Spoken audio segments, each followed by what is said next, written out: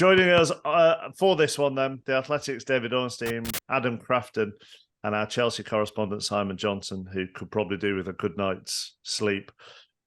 Let's deal with the collaborate first, David, because I had to text you last night before doing another show going, what on earth does that mean?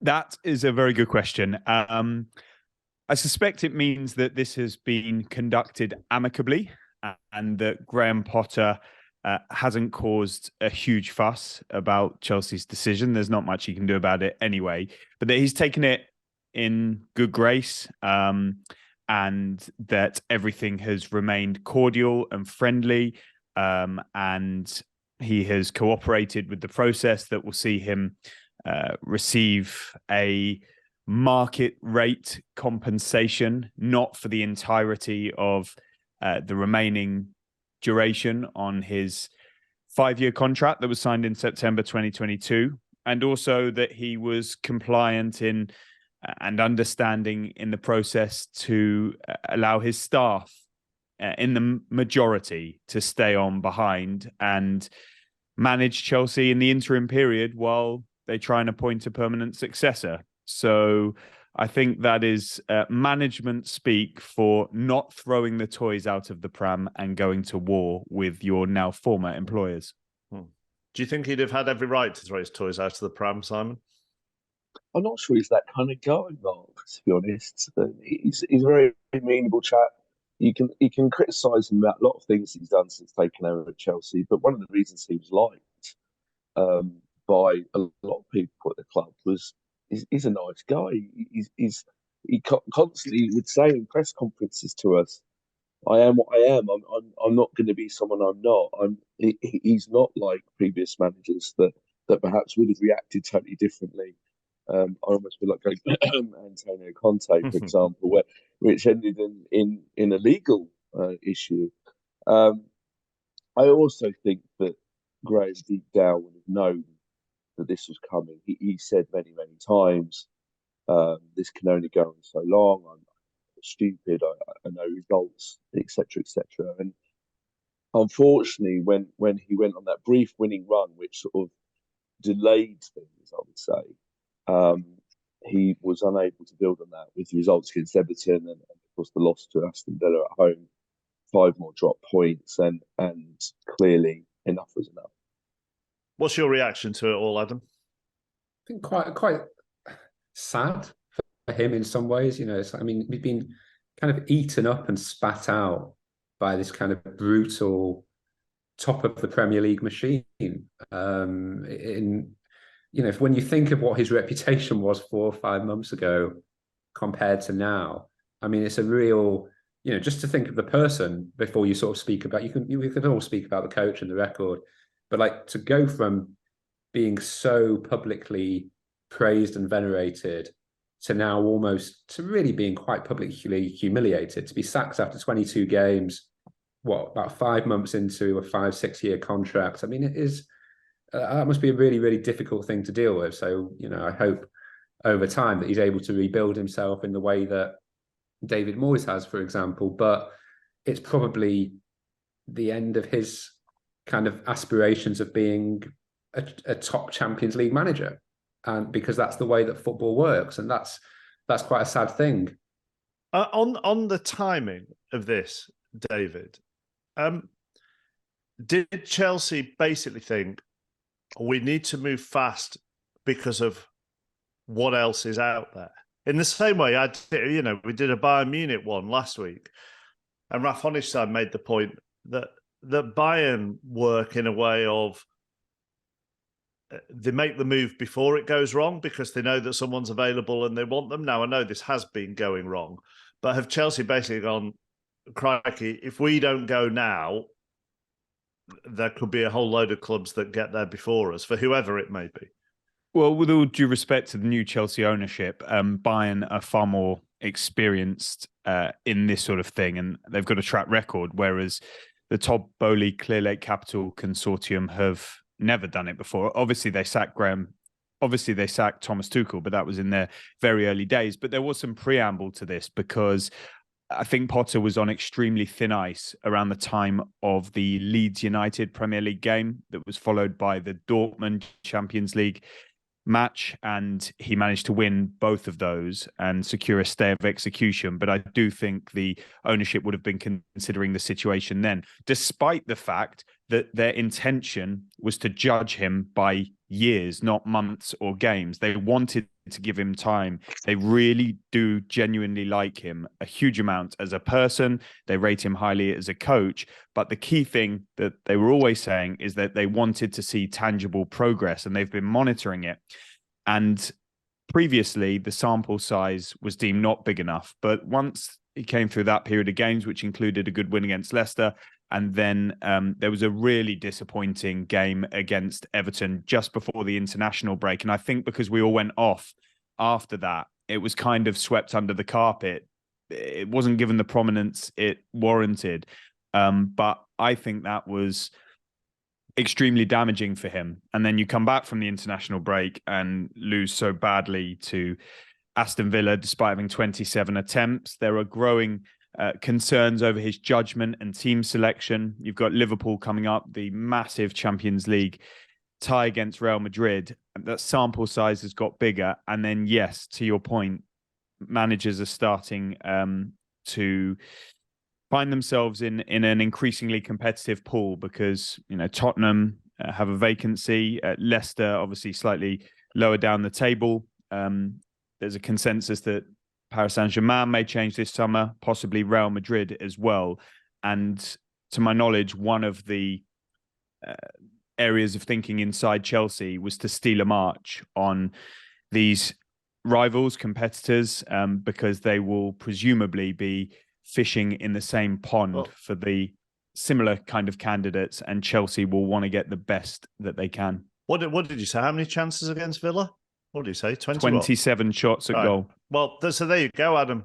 27 shots at goal. I can't remember the game where, was it Southampton where Raheem Sterling missed a header from 5 yards out? I mean, it was, yeah. You know, this is not, it's not a new point or a novel point, but I mean, if you're going to take positive, surely it's the number of chances that are being, what you're grimacing for. It's the number of chances that are being created. It's not Graham Potter's fault that in the mid spending 600 million quid, they decided not to buy a striker.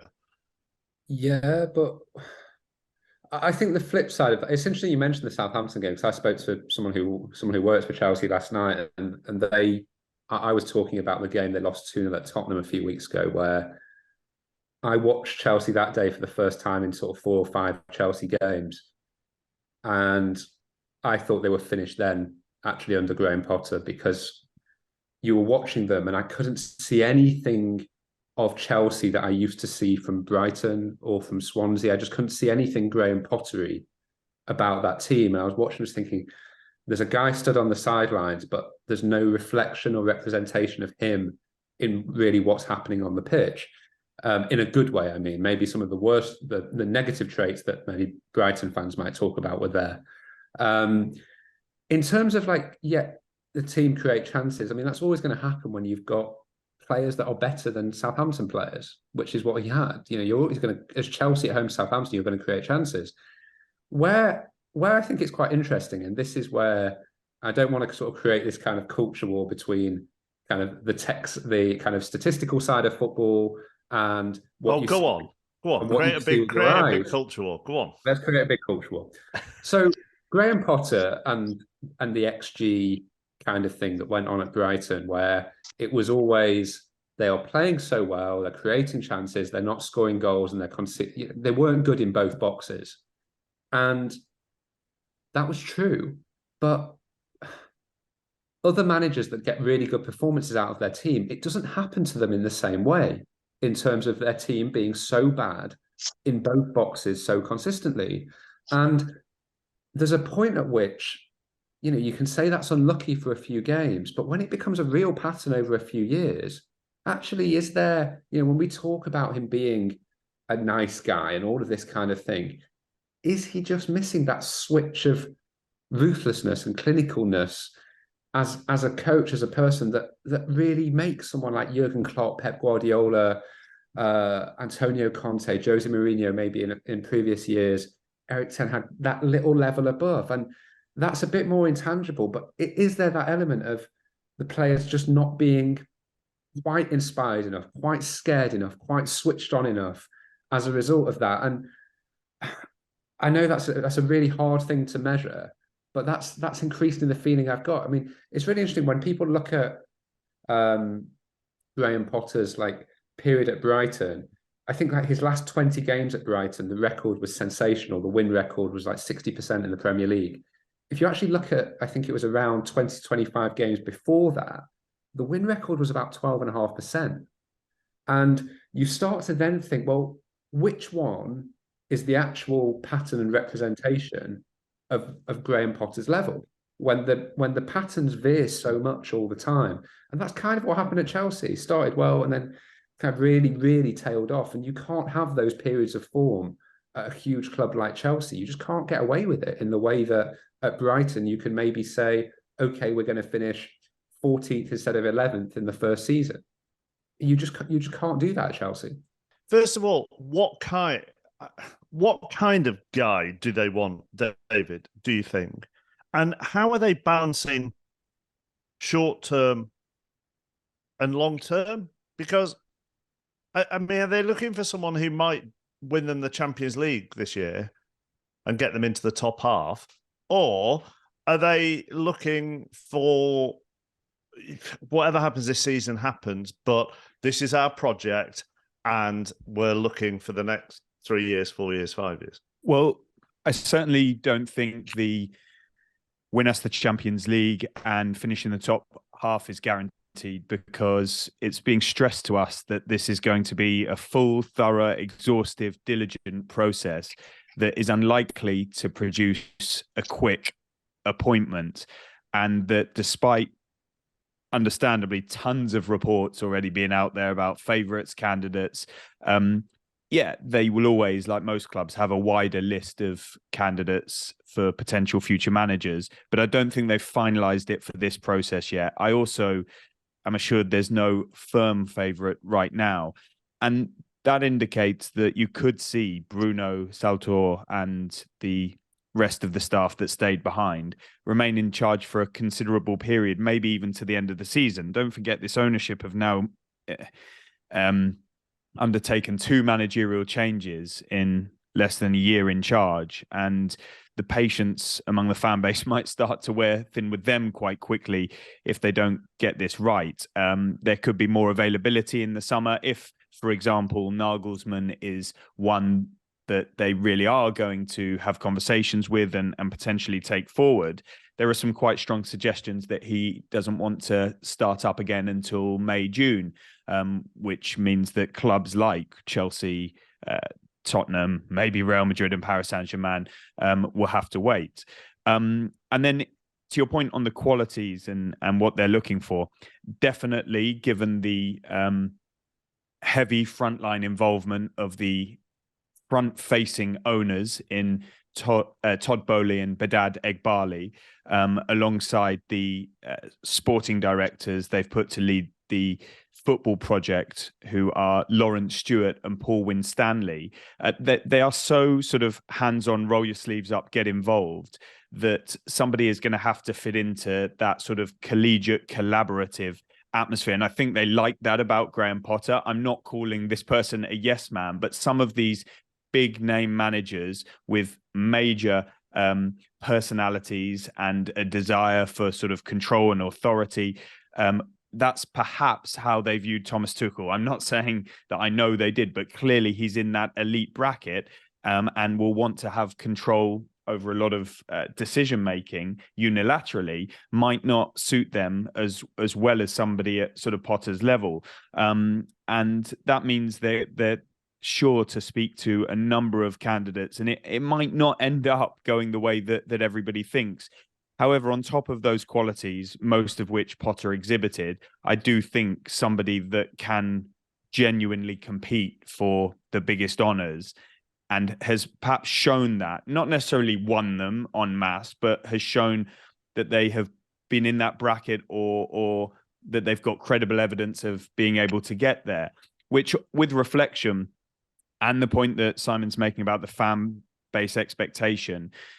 You could ask if Graham Potter was destined to fail there. Really impressive track record in management so far. I've spoken on this pod a long, long time ago about how highly he was regarded in the FA as a potential future England manager.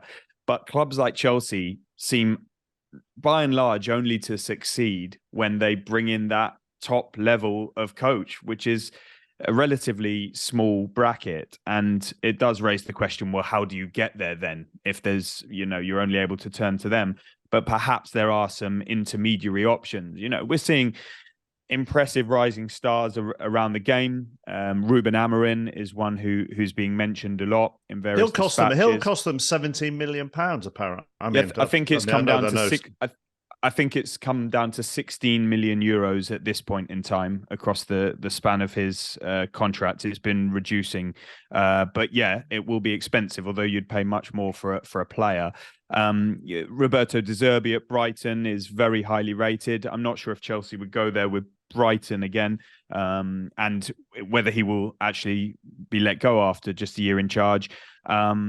Other names that are being mentioned, the likes of Marco Silva impressing down the road at Fulham. So perhaps you look away from the sort of more mature bracket and somebody who's more rising, who has been showing their ability to compete towards where Chelsea are, and maybe Graham Potter hadn't. I think there's real, big questions to be asked about where Maurizio Pochettino fits into all of this with all of these clubs. Nagelsmann, of course, it's a complicated appointment given some of the things that happened at Bayern and the finances involved because he's still being paid by them. This is not as clear-cut as many would think. And also these new owners are still learning on the job. And so perhaps they don't know precisely what they want.